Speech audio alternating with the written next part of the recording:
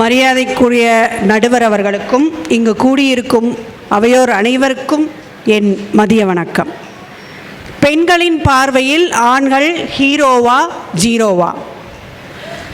நான் ஒரு பெண் என்பதால் நான் ஜீரோ என்ற தலைப்பை தேர்ந்தெடுத்தேன்.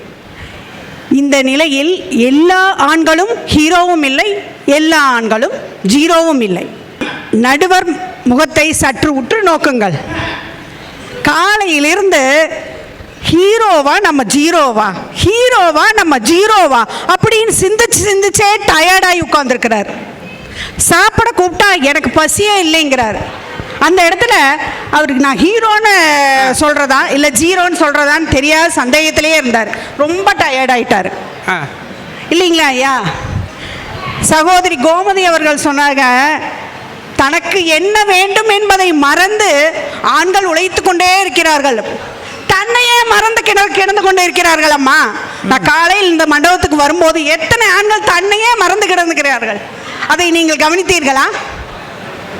இந்த சகோதரி சொன்னார், லவ் பண்ணும்போது நாங்கள் காதல் செய்யும்போது கடைசி பின்னூசி வரைக்கும் நாங்கள் எல்லாரும் வாங்கி கொடுத்தோம். கடைசியில் அந்த பொண்ணு பெற்றோர் சொன்ன மாப்பிள்ளையை முடித்து கொண்டு போய்விட்டு நாங்கள் எங்கூட பேச மாட்டாங்களான்னு நின்று பார்த்துட்டு இருக்கிறோன்னு.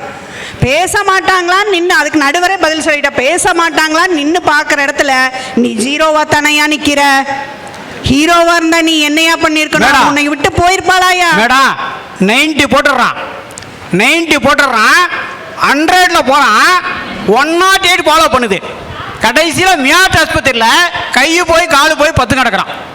ஹீரோவாக இருந்தவன் ஜீரோவாக மாறி போடுறான்.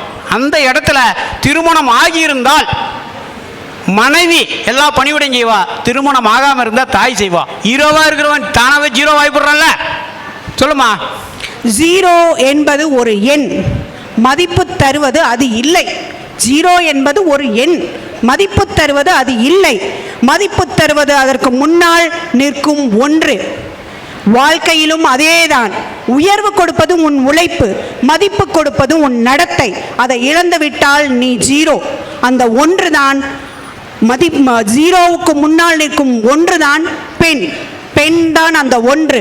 நீ ஜீரோவாக பிறக்கவில்லை, நீ நடத்தை காரணமாகத்தான் ஜீரோவாகிறாய். நல்ல ஹீரோ ஆகிற நம்மளை அவங்க தான் சந்தேகப்பட்டு ஜீரோ ஆகிடுறாங்க.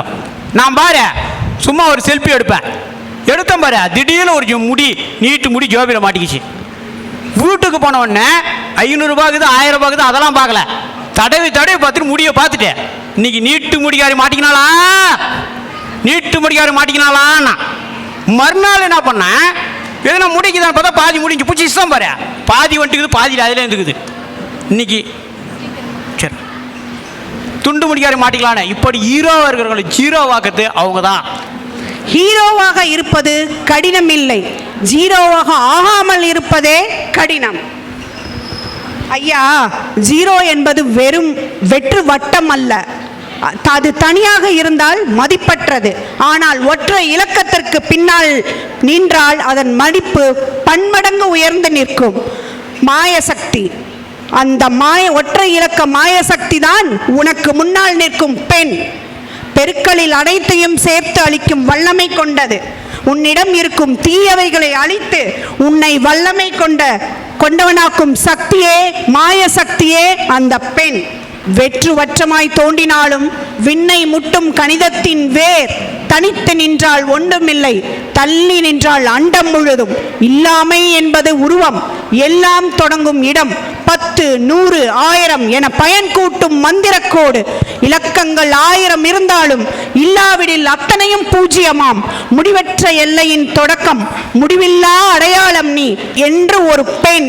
நீ இல்லை, நீ இல்லாமல் நான் இல்லை, நீதான் என் ஆயுள் என்று தகுதியுடைய ஆணிடம் கூறுகிறாளோ அன்றுதான் நீ ஹீரோ. இல்லை என்றால் உன் ஆயுள் முழுவதும் நீ ஜீரோ என்று கூறி எனக்கு பேச வாய்ப்பளித்தமைக்கு நன்றி கூடி வருகிறேன். நன்றி, வணக்கம்.